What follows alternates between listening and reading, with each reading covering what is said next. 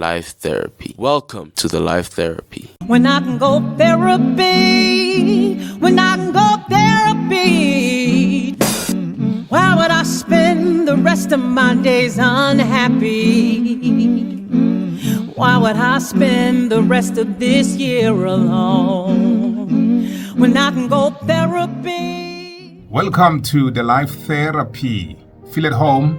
First thing first, let me remind you to subscribe if you haven't done so, and also activate your notification bell that you can be the first to get notified every time we upload our series. On this channel, we discuss inspiration, we discuss motivation, we discuss healing, we touch base on development, empowerment, give you the biblical business concepts, which is what I'm about to do today on this series. We are diving straight into the very first chapter in the Bible, Genesis chapter 1, where we find God not just as a creator or our maker, but God is revealed as the ultimate business founder. When you look in this chapter, you see a businessman or an entrepreneur who finds a dumping site that is more of waste and it's got no form, nothing is happening there, there is no life, and he turns that into a beautiful natural place that we now call it planet Earth. This is what we are about to explore on this series today, where we bring God in a space and see him as the first business founder. I hope you are going to learn a lot. Make sure that you have your pen and your paper to take notes. Any idea that might pop out, write it down. You might not know when you're gonna need it. Welcome to it. My name is Bongani. In Genesis, we see a layout foundation that becomes a blueprint for business, especially when you want to run a successful business that includes productivity, marketing, distribution, and finally, domination. Because you cannot start a business and don't want to dominate in that space you are operating in. So let's take a look and deal with some of the aspects that we are going to be engaging on this series. First thing first, I would like to reveal Genesis chapter 1, and I'm gonna read second verse, because verse 1, obviously, it starts by saying, in the beginning, God created heavens and earth. But I want us to look at verse 2, where it says, the earth was without form and void, and darkness was over the face of the deep, and the Spirit of God was hovering over the face of the waters. This is more like an entrepreneur who's walking around in a neighborhood and realize that there is a site that has been turned into a dumping site. We have many like that in our areas. And it only takes a visionary to see a successful business from the dumping site. Look at that, because planet Earth was just like that. The earth was without form and void, and darkness was over the face of the deep. It means it was dark, there was no light, there was nothing happening here. But the Spirit of God was hovering over the face of the waters. It means God was walking around and he realized that I can make something here. This is what you need to think as a business person. Look at the opportunity and see life. And most of the time, opportunities, they don't come and show themselves as opportunities, but they present themselves as a problem. So look for problems, basically, and come with a solution and bring life into that problem. That's where everything starts. Therefore, I want to take you to the power of a vision and idea. He started with a plan. God had a plan. He knew exactly what he wants to do. As a businessman, you need to have a plan. He spoke the earth, the world, the heavens, the animals, all creations into existence, demonstrating the power of a vision. If you speak your vision and you pronounce it as clearly as you see it in your mind, this is what you are going to get. And your vision must also go hand in hand with your purpose, why you want to do that. Now, let's look at it. Each day of creation can be seen as a step in the business process. You see, a day he had something to do. Each and every day he had something to do. It's just like that. As a business person, you must have a daily routine, a daily plan, daily activities, daily meetings, daily movements. You cannot run a business where you are not active, you see. So it all starts from an ideation to execution. It starts as an idea and you need to execute your idea. In this chapter, this is the part I like. Genesis chapter 1 verse 26. Listen to this. Then God said, let us make man in our image. That's number one, image. You know, when I was busy preparing this series, I made a research to understand what is the image. And I discovered that the image, it means name. The name of a thing, the name of a being, the name of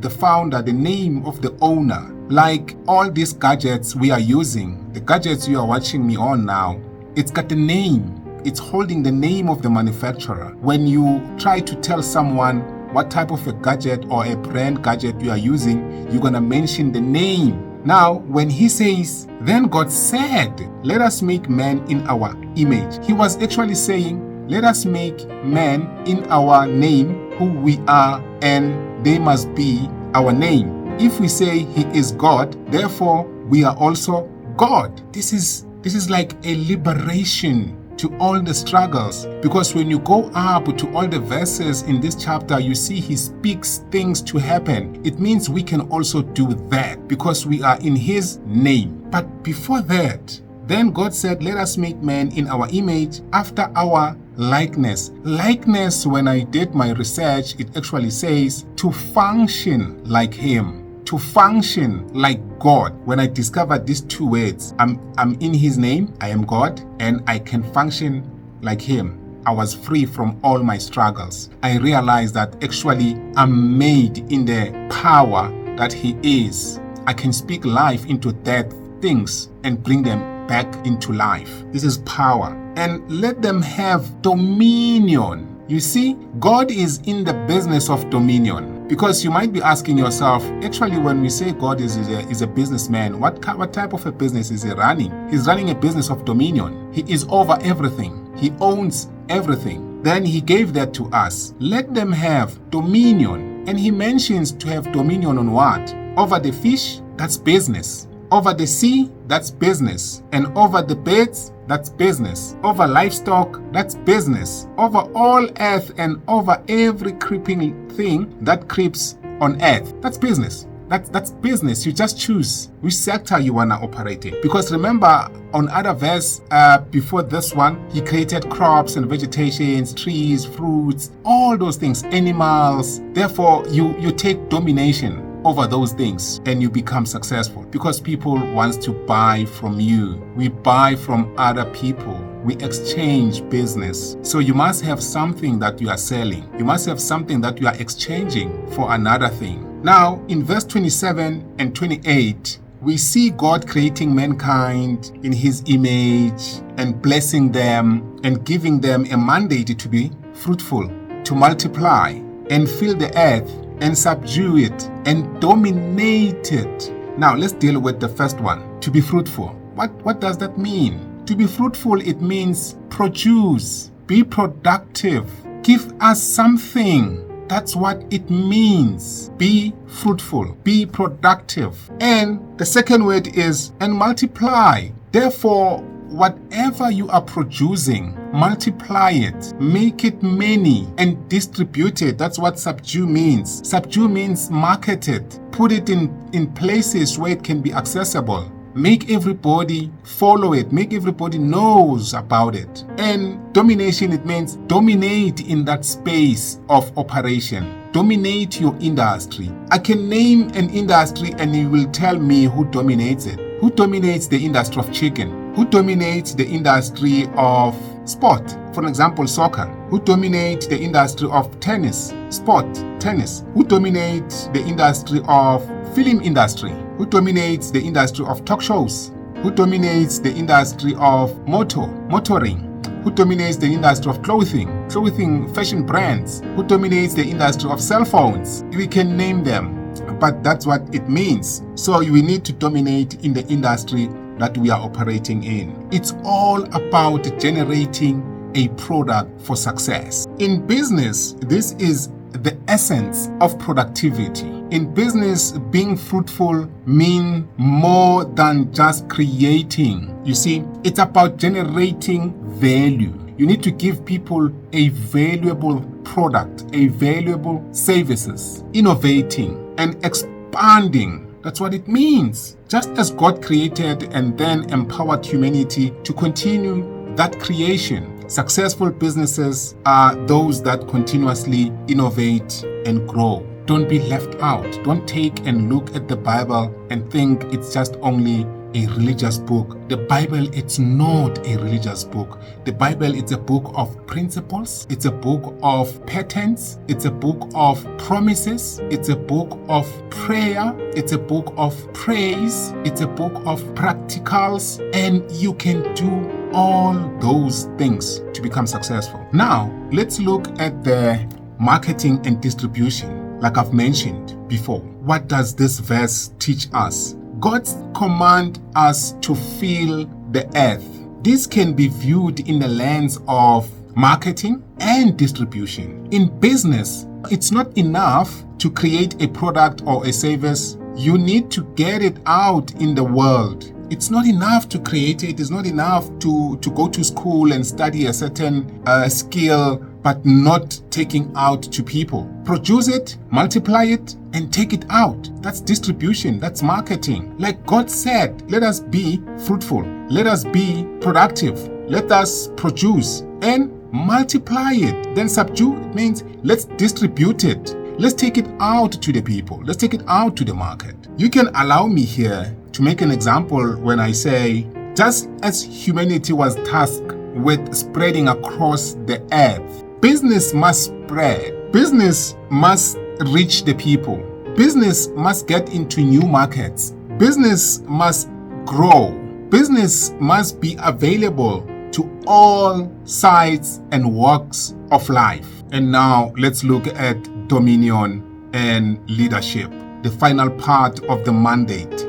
Subdue it and have dominion. You see, after we got blessed, after we have been created in His image and His likeness, we were given the mandate. And the last part of the mandate is to subdue it and have dominion. What does that mean? That speaks to leadership and leading the market, dominating the market. You need to be the leader in the market you operate in. You need to be a dominator. You need to be a strong influencer in the market you operate in. It's important. You subdue it, you dominate, right? You take leadership, you dominate. When your market think of going out to buy a product, your name must be the first that comes into their mind to get that product. And you must be a trusted leader in that market. So friends, God didn't just create and leave things like that. God created us. He gave us the responsibility to lead, the responsibility to manage, the responsibility to dominate. You see, He didn't just create everything and leave things like that. He made sure that He create a person who is like Him, who will be able to create more, who will be able to produce more, who will be able to manage these things, who will be able to dominate in the space of this planet Earth that we are given. A person who will manage to change a tree into a table, a person who will manage to change a tree into a chair, a person who will manage to turn a skin or a leather into shoes, a person who will be able to turn a rock into a steel, and produce a car. You see, so He knew that He creates someone who will be exactly like Him. So in business terms, this means taking control of your industry. You see, you take control of your industry. You need to lead with authority and setting standards They must follow you. Therefore, the leadership I'm talking about, it's not positions that people have, the titles they have at the workplace. The leadership I'm talking about, it's business that leads in the market, in the industry. You see, leadership isn't it just about being in charge. It's about stewardship, influence, and making a last impact. Your business must make impact in people's life. Your business must be solving problems. Your business should be bringing solutions, and you take leadership. So guys, let's recap, because we can talk more about this chapter, but I think we have touched base on the important aspects of why we say God is an ultimate business founder. Today we have explored the very first chapter, how the Bible sets the stage of business that are still relevant even today, from productivity and innovations to marketing, distributions, and leadership. God's blueprint for creations offers us a powerful framework for success. As we move forward in this series, we will continue to uncover these timeless principles and learn how to apply them in our own businesses. I hope you find today's episode insightful. I would love to hear from you. I would love to hear your thoughts. How do you see these principles at work in your business or career? Share your thoughts, share your reflections in the comments below. Don't forget to subscribe to the Life Therapy. You also activate your notification bell so that you become the first to get notified every time you upload our next series. Let us meet here and share this series. Invite your friends, your colleagues, your family members, your spouse, and let us all grow in these biblical business principles and become successful and share this wisdom. I thank you so much, guys. You can follow me. I'm on X at Bongani_Mtomboti. I'm also on TikTok at Bongani_Mtomboti. On Instagram, I'm at Bongani_Mtomboti. On Facebook, I'm Bongani Mtomboti. I've got Bongani Mtomboti in brackets, The Life Therapy. Here on YouTube, we are The Life Therapy. Hope to see you next time. Enjoy. May the goodness and grace be upon you and your business and your family and everyone around you. God bless.